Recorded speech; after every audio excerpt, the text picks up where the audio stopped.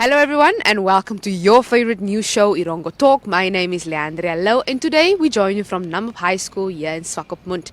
Now for our interview segments, we chat to Mrs. Tania Louw, who is the Swakopmund Education Circuit Inspector, and she is going to talk about the feel, how it was received when the decision was made to resume with face-to-face teaching, and she's also going to talk about the accompanying challenges. Now also speaking to us today is Junior Mayor of Walvis Bay, Kristine Shetunyenga, and her Chief Executive Officer, Ndara, about what it takes to be a youth with purpose as we celebrate International Youth Day. As usual, we bring you the latest news and the weather and tides, so please don't go anywhere. We'll be right back after this.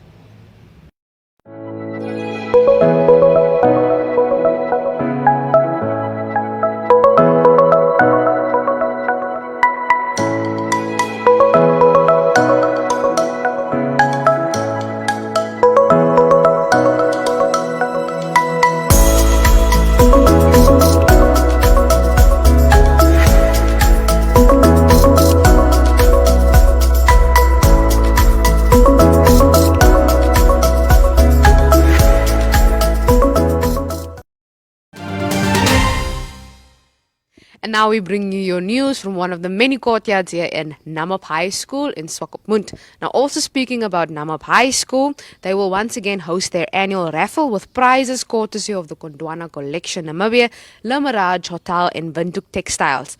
Now, government only supplies our basic needs, but like the rest, that is the upkeep of the building, it is up to us, says Elke Lang, a member of the organizing committee. Now, head on over to our website, that's www.erongo.com.na to read more about this raffle. Now, furthermore, children across the world have missed out on months of schooling during the COVID-19 pandemic. Now, in Namibia, the Ministry of Education, Arts and Culture ended the second term early and introduced a winter break when a third wave of the pandemic hit the country. Now, one of the barriers to allowing all children to return to full-time education in Namibia has been ongoing case reports of hotspot COVID-19 outbreaks in schools.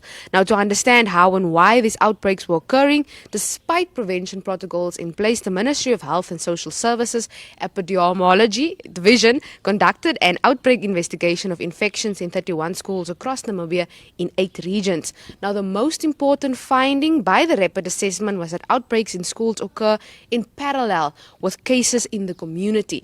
Now, this means that schools are not isolated super spreader venues, but rather part of the bigger picture of community transmission. But don't take my word for it. Please head on over to our website, that's www.erongo.com.na to read more about these findings.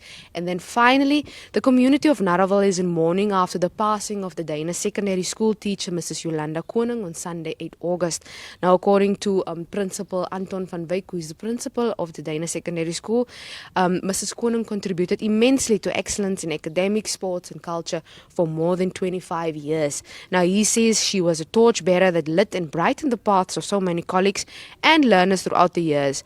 Now, the head boy and the head girl shared the same sentiment, saying that she was more a mother than she was a teacher. Now, the head boy says that the biggest lesson I've learned from Mrs. Koning is that it is okay to make mistakes. Who I became at school as a learner is all attributed to her. Now, head on over to our website, that's www.erongo.com.na to read more about this on what's happening. And then just what's also exciting stuff that's happening, because today we are celebrating International Youth Day, is our second annual virtual Career Expo is now taking place on the Careers Hub as well as the My Zone Facebook pages. So head on over there and check out what exciting careers we have. And then just finally, since it's International Youth Day, the Walvis Bay Junior City Council will also be hosting a live session on Instagram that is from 3:30 this afternoon, where they're going to talk about all youth-related matters. So, like I said, head on over to our website, that's www.erongo.com.na to read all about the exciting stuff that's happening right here in the Erongo region.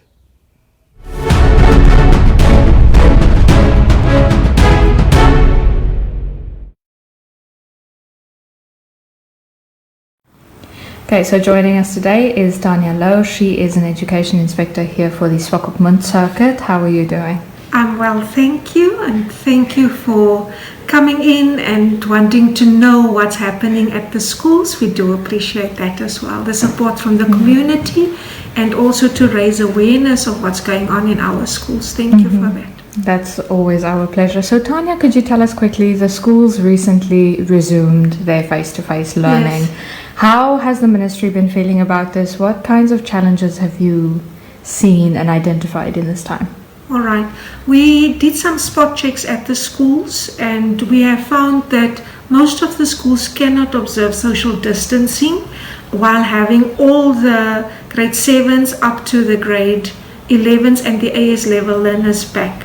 So what they have done, the secondary and the combined schools, their focus currently is on grade 10 and grade 11 as well as AS level full time. The primary schools that could accommodate the grade 7s, because they had some room to maneuver, as well as the teaching staff that were able to only teach grade 7s, they don't have to teach lower down. So they then arranged the classes into where they previously had only 4 grade 7s into 5 grade 7 classes, and now they are also back full time. So where it was possible, it has been practiced as per the directive, and where they cannot uphold the social distancing, unfortunately, it is still back to time cohorts. Yeah. And then, Tania, looking ahead, what are you expecting of the students amidst the COVID-19 pandemic? What are your biggest challenges in getting them through their schooling at this point? Okay, I've just spoken to one of the principals, and she indicated the children are keen to be back.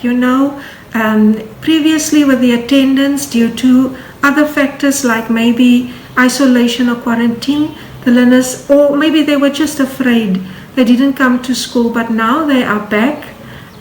Almost 100% attendance at the schools, which is excellent. So the learners realize they are losing precious teaching and learning time, and they want to be back. But it remains a challenge. And then I have found also that quite a number of the learners do not observe social distancing. They do not wear the mask. So that is a constant challenge at the schools itself, to try and reinforce those safety protocols that they have to keep to.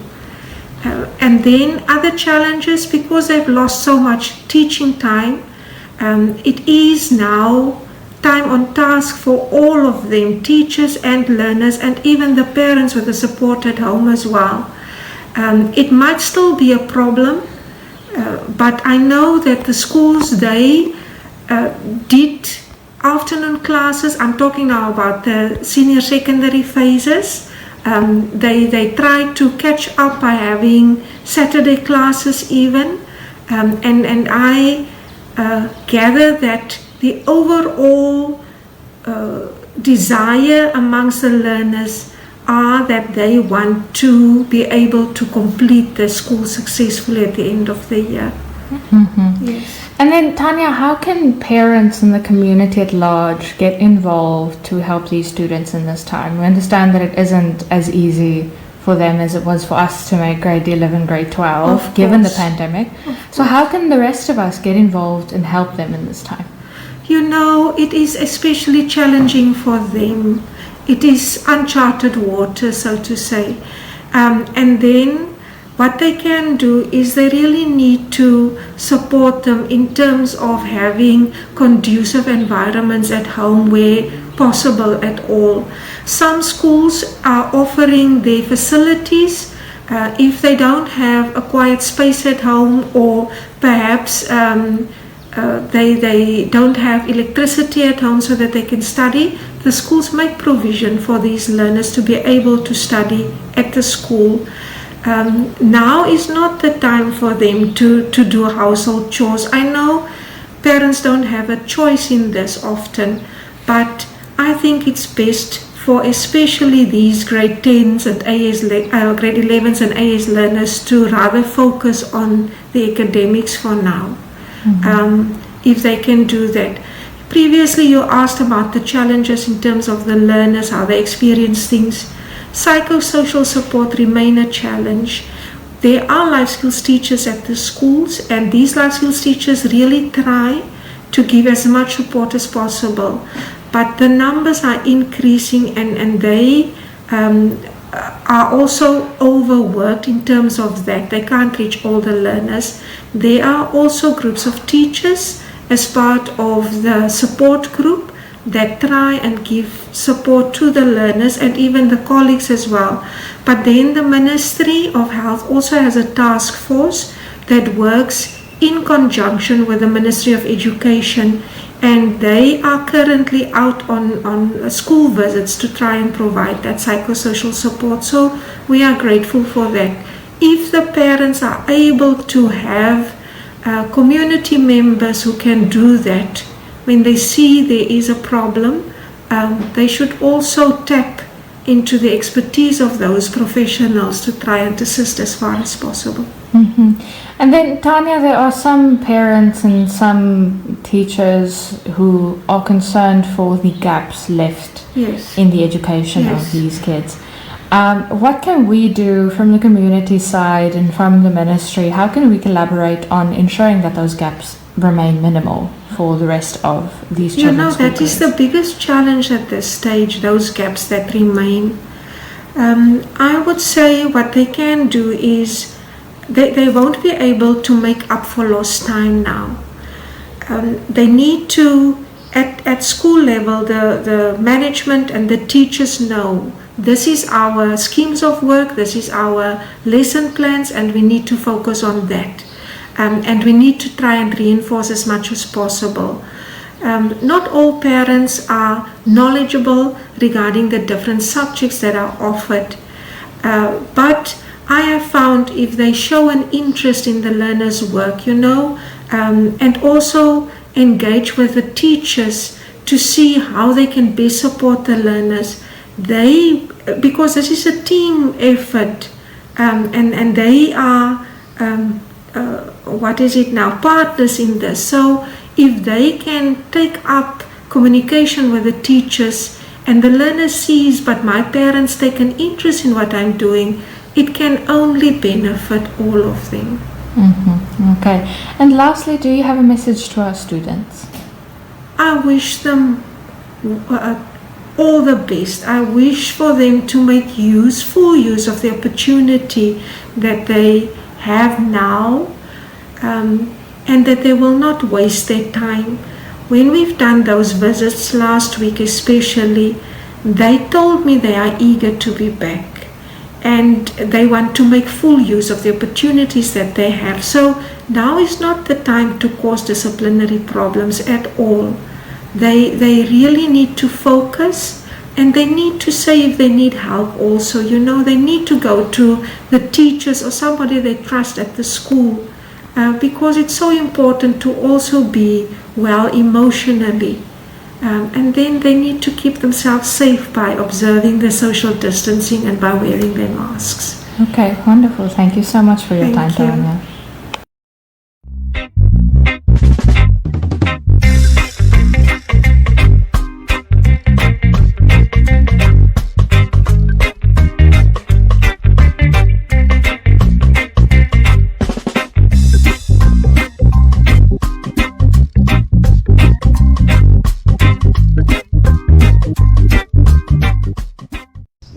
Joining us today are two very phenomenal young ladies. Kristine, who is our junior mayor of Walvis Bay, and then Anna, who is the chief executive officer of the Junior City Council here in Walvis Bay. Ladies, how are you today? We are doing good. It's always so good to see you. Despite the masks and everything, I know you are smiling underneath. Now, Kristine and Anna, we are celebrating International Youth Day, and you guys are youth leaders. Just in your opinion, Anna, we can start with you. Why do you think it's so important that our youth is empowered? The youth are the leaders of tomorrow, so it's very important that they're empowered at a young age, so when they're officially in offices where they have to lead, they know what to do. Very true. We definitely do see young people taking up leadership positions today. So I feel like the more empowered, the more youth take up those positions. And the more youth we have, I think the youth are the change we want to see. So yeah, definitely. Awesome. You guys are friends, right? Yes. Now, Kristine and Anna, you guys are both in leadership positions. Aside from being on the Junior City Council, Anna, you are also a very passionate youth activist. Now, just tell us, if you take into account the past year, what has been your highlight as a youth leader? My biggest highlight as a youth leader is leaving an impact on someone's life, being a change that someone wants to see, and knowing that there's actually someone out there learning a few things from me.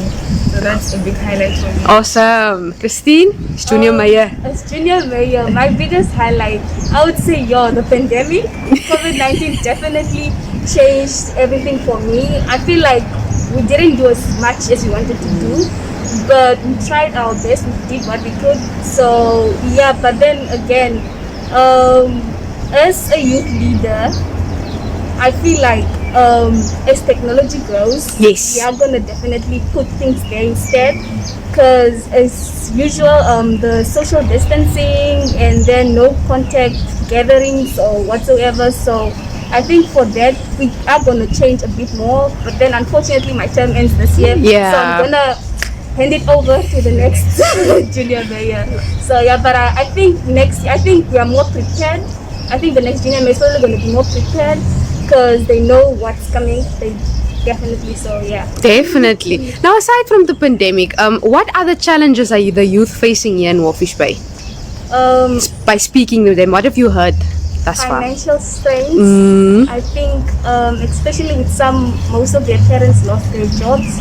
So I actually see some becoming entrepreneurs. So Nice. that's a big change. And once you see someone doing something, I think more will follow into that footstep. So I feel like it has been difficult, but they're coping. Yes. So yeah. And another thing is the mental health. A lot of people, or a lot of youth have lost their parents or guardians. So it has been a very rocky side on their mental health. But the good thing they're doing is they're not keeping their emotions to themselves. They are busy opening up and getting the help they need. Awesome. That's so awesome. Resilience, and speaking about it. So, would you like to say that's the message you would like to give the youth of today, or what message do you have for them? The message that I always give the youth is to be the change you want to see. You can't speak about change if you are not trying to be that change. So yeah, definitely be the change. Awesome. Anna? My message for the youth is keep on being resilient. We see you, we acknowledge your efforts, and we got this. Yes, we got this. Then just finally, Kristine and Anna, what motivates you? What motivates you every day to get up in the morning and be the change you want to see? God. There we The go. Lord's got us, so yeah. And the purpose God gave me on this earth. Yeah. Awesome. So you believe in your purpose. Always, definitely. Awesome. Now, thank you, ladies, and happy International Youth Day. Thank you so much.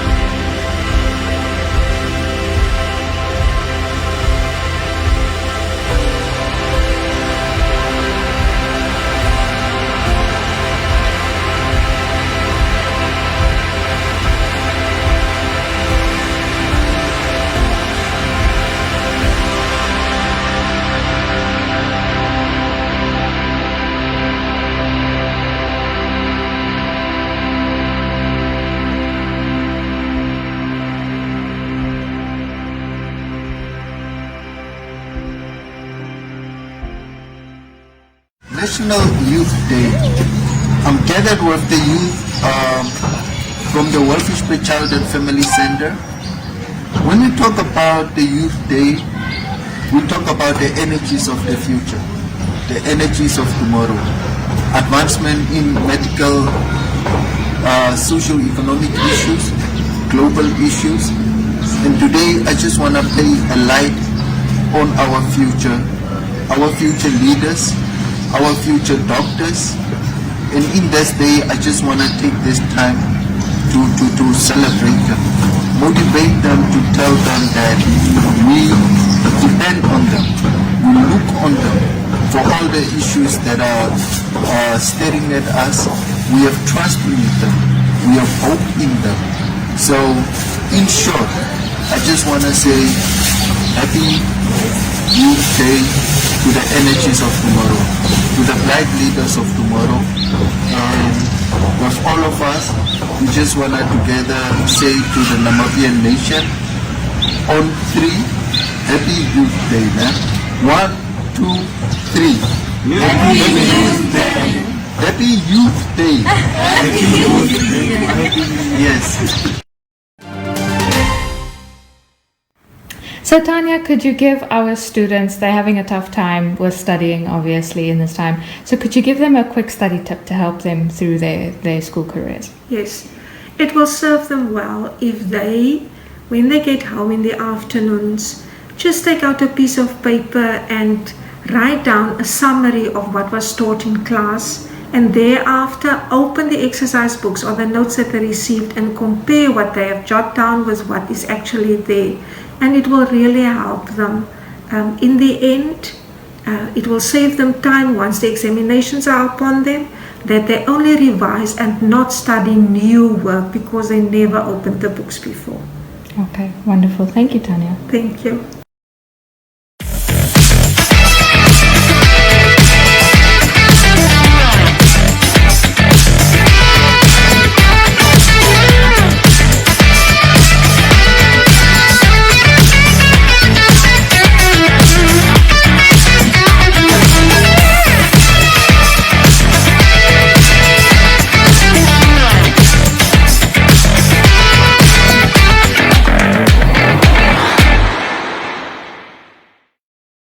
And now it's time for your weather and tides for all the major towns here in the Erongo region.